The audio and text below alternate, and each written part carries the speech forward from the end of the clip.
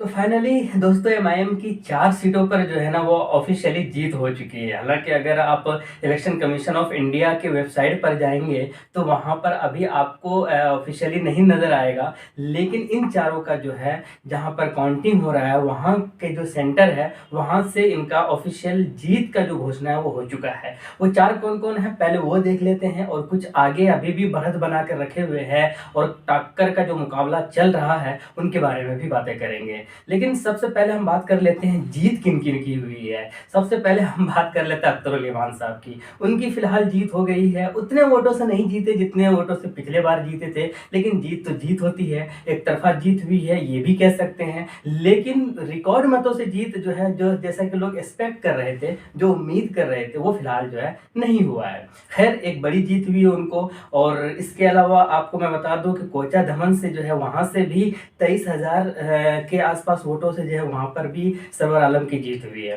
कोचा धमन के अंदर इनके जो अपोजिट में थे मास्टर मुजाहिद साहब, कुछ दिन पहले ही जो है वो जदयू छोड़कर भाई आरजेडी ज्वाइन किया था उन्होंने और उनसे कहा था एमआईएम वाले ने आ जाओ, आ जाओ, आ जाओ और अगर वो आते ना तो पक्का टिकट उनको ही मिलता और अगर उनको मिलता ना तो वो 100% जीत भी जाते। लेकिन उन्होंने सोचा यार नहीं आएँगे क्योंकि ये तो भाई जीत इनका पिछले बार तो तुक्का लग गया था, इस बार नहीं। हम आरजेडी में जाते हैं और वहाँ पर सेक्युलर टाइप का जो है शो करेंगे और उनका ही सरकार बनेगा, महागठबंधन का सरकार भी बनेगा और हम जो है मंत्री का दावेदारी बन कर ले। शायद ऐसा सोचा होगा, लेकिन फिलहाल मास्टर साहब जो है वो मास्टर साहब हार गए हैं और कोचा दमन से एक तरफा जीत हासिल किया है सरवर आलम साहब ने। इसमें पहले से भी कोई दो राय नहीं है, एग्जिट पोल के अंदर भी सरवर आलम को ही जो है जीत दिलाई गई थी, बताई गई थी। सरवर आलम के अलावा तीसरा जो विधानसभा है वो है बहादुरगंज।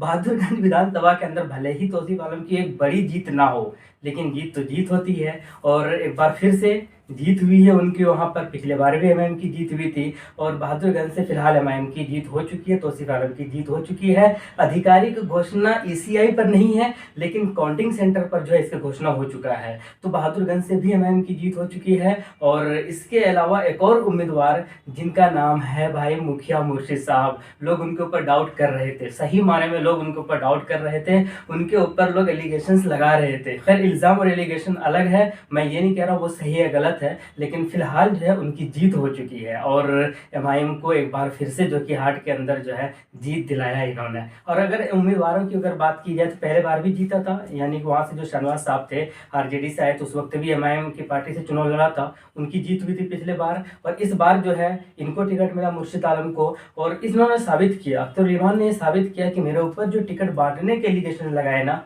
वो सही नहीं थे सर, क्योंकि जहाँ-जहाँ पर उनके ऊपर सवाल खड़े किए थे वहाँ-वहाँ पर तो एमआईएम जीत रही है। जैसे कोचा दमन के ऊपर भी सवाल खड़ा हुआ था, मुफ्ती अत्तर साहब को टिकट नहीं दिया था, बोला गया था कि भाई जिनको टिकट दे रहे हो गुलाम हसनैन साहब वो नहीं जीत पाएंगे।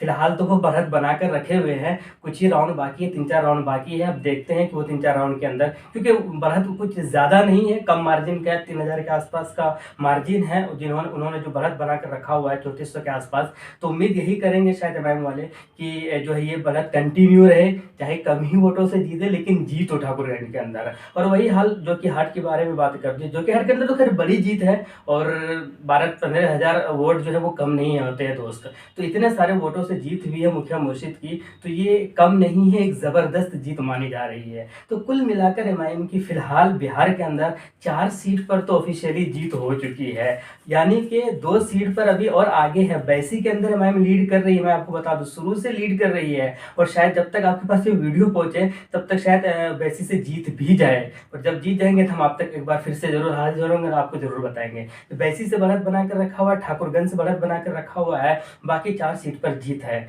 तो कुल मिलाकर फिलहाल इस वक्त की अगर बात करें जिस वक्त मैं वीडियो बना रहा हूँ, इस वक्त के हिसाब से कांग्रेस से काफी आगे है बिहार के अंदर एमआईएम पार्टी। तो मैंने जो कहा था भाई कांग्रेस छोड़ो, एमआईएम के साथ ज्वाइन हो जाओ, एमआईएम के साथ गठबंधन कर लो, आरजेडी वालों फायदे में रहोगे, शायद उनको समझ में नहीं है बात। देख लो प्रूफ भी हो गया। कांग्रेस को जितनी सीटें मिली, अगर उतनी सीटों पर एमआईएम चुनाव लड़ती ना तो शायद डबल सीटों पर शायद ज़्यादा जो है जीतने के चांसेस बनते हैं। खैर कुल मिलाकर हकीकत यही है, सच्चाई यही है, एमआईएम वाले खुश है, जश्न मना रहे हैं, मनाना भी चाहिए क्योंकि इनके ऊपर एक सवाल खड़ा हुआ था। इनको रोकने के लिए हिंदुस्तान के अलग अलग कोनों से मुस्लिम नेता आए थे यहाँ पर। मैं आपको बता दूं झारखंड से आए थे फुरकान अंसारी, इकरा हसन उत्तर प्रदेश से आए थे, इमरान प्रतापगढ़ी आए थे और भाई वो एक एक और थे जिनके खानदान में ओवैसी से ज़्यादा विधायक है, क्या नाम है उनका? नातिक अहमद के मुख्तार अंसारी के भाई, कोई भाई थे, वो जिन्होंने दावा किया था कि हमारे फैमिली में जितने विधायक हैं, इतने तो असदुद्दीन ओवैसी के पास भी नहीं है पूरे इंडिया के अंदर। वो भी आए थे रोकने के लिए। और आदम खान ने भी कहा था वीडियो के माध्यम से कि यार मतलब वोट मत दो, वोटों का बिखराव होगा। इन सब के खैर मुंह पे जोरदार तमाचा है, वोटों का बिखराव कहीं नहीं हुआ, बल्कि इन कांग्रेस की वजह से या दूसरे पार्टी की वजह से एमआईएम का नुकसान हुआ है, अब लोग ये कह रहे हैं।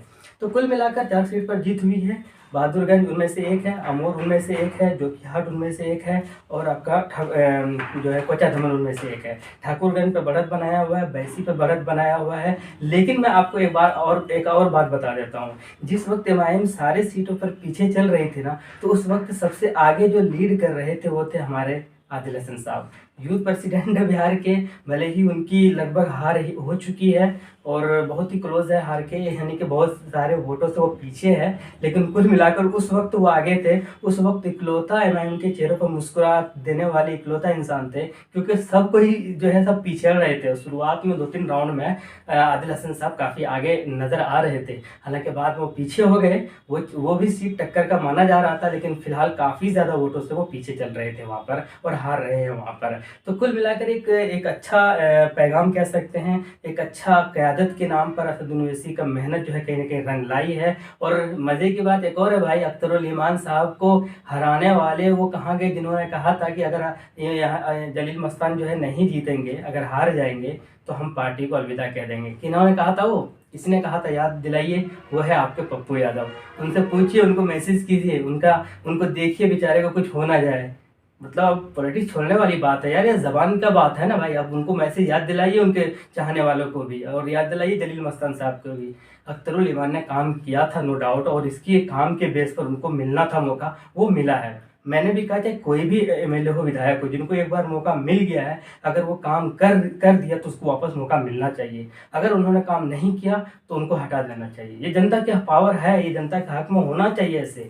तो ऐसा ही हुआ, अख्तरुल ईमान ने काम करके दिखाया था, तो वापस उनको मौका मिला। तो कुल मिलाकर एमआईएम के लिए फिलहाल तो यही है। हालांकि 24-25 सीटों पर जो है चुनाव लड़ी है एमआईएम पार्टी, उसका भी हम लोग विश्लेषण करेंगे, अलग से करेंगे, कितनी सीटें लाएँ, कितने नहीं लाएँ, कितने वोट मिले, कितने नहीं मिले, वो तो अलग चीज़ें हैं। लेकिन फिलहाल अपडेट यही है, बड़ा अपडेट है, बड़ी खबर है। लेकिन सबसे सरप्राइज करने वाले जोकीहाट है मेरे लिए, क्योंकि एग्जिट पोल ने भी कहा था कि जोकीहाट एमआईएम नहीं जीत रही है, और मैंने कहा था एग्जिट पोल झूठ होगा, देख लीजिएगा। जोकीहाट जो है कहीं ना कहीं, मैंने पहले ही कहा था कि ये समीकरण इनके हक में जाएगी, और देखिए एक बार फिर से जोकीहाट एमआईएम ने फतह कर लिया है, मुर्शिद आलम ने फतह कर लिया है, एमआईएम के चाहने वालों ने फतह कर लिया है। तो इस तरीके से बिहार के अंदर फिलहाल 4 सीटों पर जीत हो गई है। 2 पर क्या होता है, जैसे ही कुछ रिजल्ट और परिणाम आएंगे हम आप तक जरूर पहुंचाने की कोशिश करेंगे। वीडियो को जरूर लाइक कीजिएगा। शुक्रिया।